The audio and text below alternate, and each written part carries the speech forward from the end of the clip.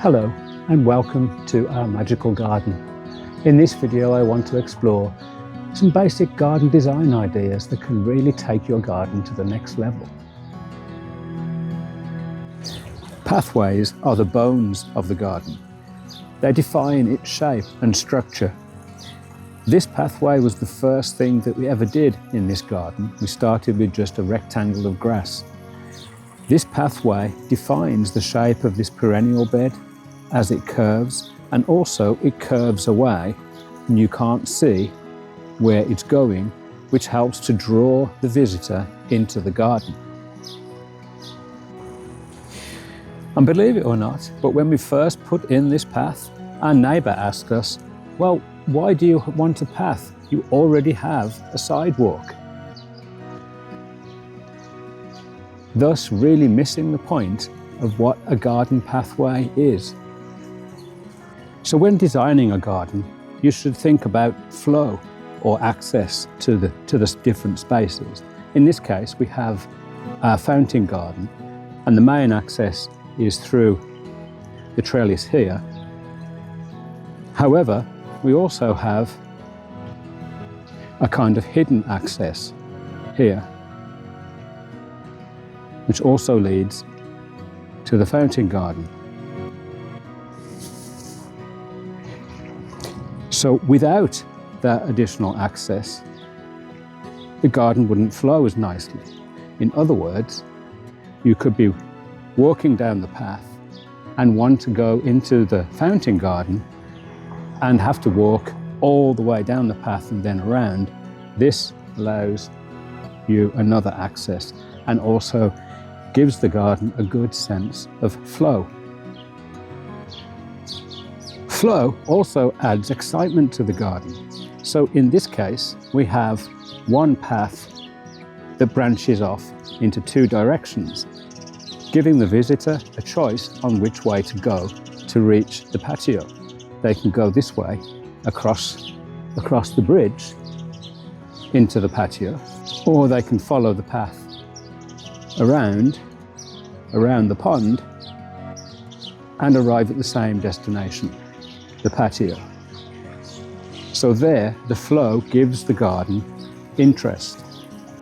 In a small garden like ours, one of the ways to make it seem larger than it actually is through the use of vertical space. So you can use arbors, as we have here, or you can use trellis and grow things up them, drawing the eye upwards and making the space seem larger. Another way of making a small garden seem larger is by working with the depth of the garden. Our garden is only 50 feet wide, but by adding points of interest in the distance, in this case only 50 feet away, this fairy for example, it draws the eye and gives the garden a sense of depth. And of course, an additional way of adding depth to a garden is through the use of mirrors. Because here it seems as if you can see through the fence into the neighbour's garden.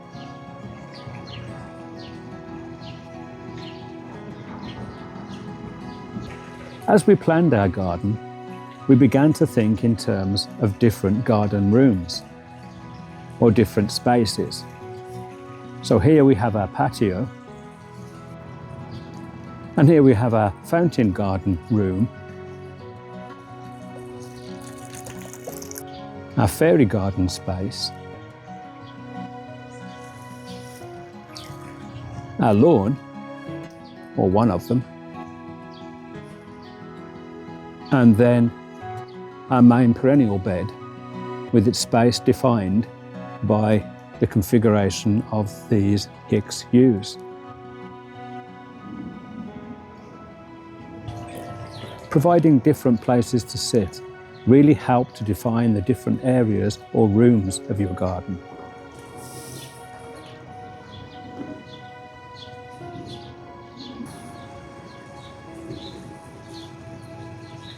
Plan your garden layout to take advantage of sunlight and shade, ensuring plants receive the appropriate amount of light. Here, this perennial bed gets full sun all day, and this area is quite shady. So it's important at the outset to choose the right plants for the location. And think about seasonality. It's important to design a garden to provide interest and beauty throughout all seasons, including fall and winter. Planters and pots can add interest to a garden, along with some nice pops of colour. A border needs a background, a fence, the rail of your deck, a stone wall, or a row of evergreens. Even your house or garage can provide a backdrop for your flowers. Here we've used our fence with plantings next to the fence. And here's another example of using a backdrop. In this case, we're using a trellis, which eventually will have hydrangeas climbing to the top, which will help to really offset the perennial bed.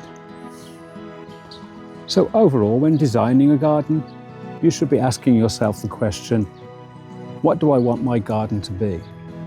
What function is it serving? How am I going to use it?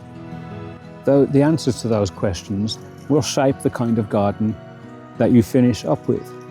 Also bear in mind that it doesn't have to be done all at once. Our garden has taken us 25 years to reach this point. Also, we think of our garden in terms of rooms and the way in which you can modify the rooms in your house by redecorating, etc. Through the use of different plantings and different plants, you can do a similar thing in a garden. So if you've enjoyed this video, why not subscribe for more content just like it? Thanks for watching. Bye.